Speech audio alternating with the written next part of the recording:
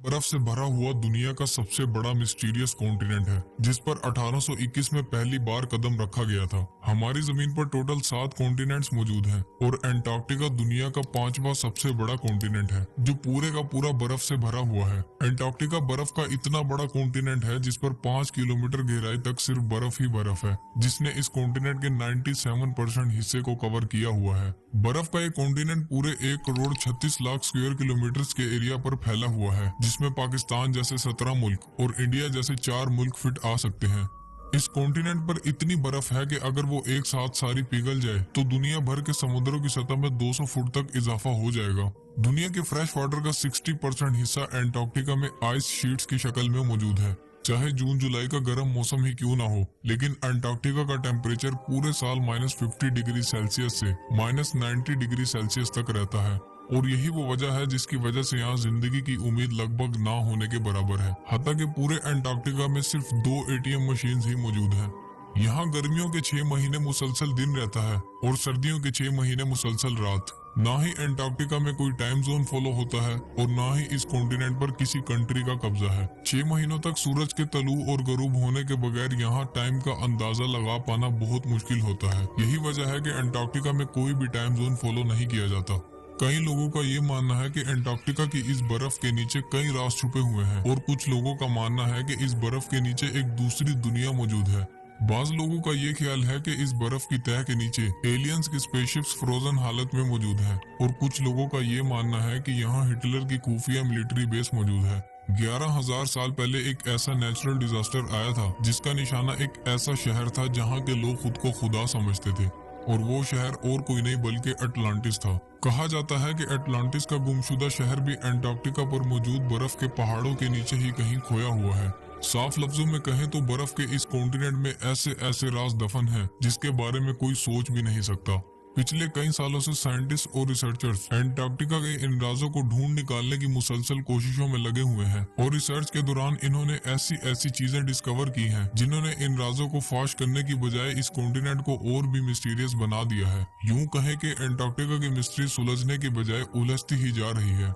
Antarctica से अब तक 400 से भी ज्यादा लेक्स डिस्कवर हो चुकी हैं, जो बर्फ की लेयर्स के नीचे छुपी हुई हैं। 2009 में अंटार्कटिका की बर्फ के अंदर से एक बिल्ली का ढांचा मिला था, जिसने रिसर्चर्स के होश उड़ा दिए थे। हैरत की बात यह थी कि यह ढांचा किसी आम बिल्ली का नहीं था। ये जिस बिल्ली का ढांचा था वो अंडे देने वाली बिल्ली थी।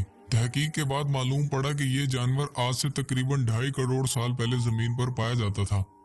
1911 में अंटार्कटिका से सबसे पहला मीटियोराइट मिला था, और तब से लेकर अब तक इस कॉन्टिनेंट से तकरीबन 45,000 से भी ज्यादा मीटियोराइट्स मिल चुके हैं। मीटियोराइट सख्त पत्थर के ऐसे टुकड़े होते हैं जिनका ताल्लुक हमारी जमीन से नहीं होता, बल्कि वो किसी और प्लेनेट से टूट कर आए होते हैं। रिसर्चर्स के मुताबिक इन मीटियोराइट्स में से कई तकरीबन 7 लाख साल से भी ज्यादा पुराने हैं। 2015 में अंटार्कटिका से एक छोटा मीटियोराइट डिस्कवर किया गया था। रिसर्च के बाद मालूम पड़ा कि ये मीटियोराइट कहीं और से नहीं बल्कि मार्स से टूटकर आया था, क्योंकि इसमें ऐसे बैक्टीरिया मौजूद थे जो मार्स पर पाए जाते हैं।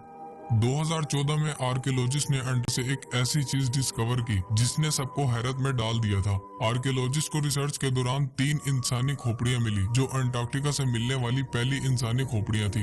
नॉर्मल खोपड़ियों के मुकाबले ये खोपड़ियां बिल्कुल अलग थी, क्योंकि इनके सर इंतहा से ज्यादा बाहर निकले हुए थे। इस तरह की खोपड़ियां साइंटिस्ट को इजिप्ट और पेरू से भी मिल चुकी हैं, जो इस बात की तरफ इशारा देती हैं कि शायद आज से हजारों साल पहले अंटार्कटिका में भी लोग रहा करते थे, जिनका कोई ना कोई ताल्लुक रहा होगा।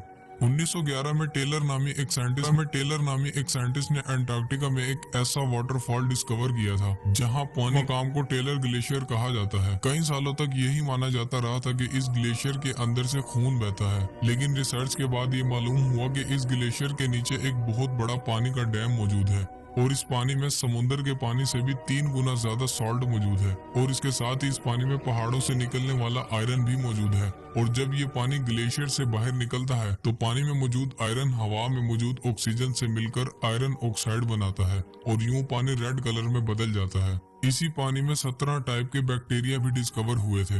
और हैरत की बात तो ये थी कि इन बैक्टीरिया को जिंदा रहने के लिए ऑक्सीजन और सनलाइट की भी जरूरत नहीं पड़ती। साइंटिस्ट और रिसर्चर का ये मानना है कि ये बैक्टीरिया उन प्लैनेट्स पर मौजूद होते हैं जहां ऑक्सीजन और सनलाइट नहीं होती। लेकिन ये बैक्टीरिया हमारी जमीन पर कहां से आए, ये राज भी अंटार्कटिका की मिस्ट्री को मजीद उलझा रहा है। साइंटिस्ट को करीब 1.5 करोड़ स्क्वायर किलोमीटर पर फैले बर्फ के इस कॉन्टिनेंट से कुछ ऐसे सबूत भी मिल चुके हैं जो इस बात की गवाही देते हैं कि आज से लाखों साल पहले अंटार्कटिका पर भी लाइफ एग्जिस्ट करती थी और ये जगह भी रहने के काबिल हुआ करती थी। 1980 में रिसर्चर्स को अंटार्कटिका से डायनासोर्स के ढांचे मिले थे और तब से लेकर अब तक यहाँ से कई डायनासोर्स, प्लेजोसोर्स और मोजासोर्स के ढांचे मिल चुके हैं। और रिसर्च से मालूम पड़ा कि ये ढांचे तकरीबन 70 लाख साल पुराने हैं, यानी उस वक्त ये जगह रहने के काबिल हुआ करती थी।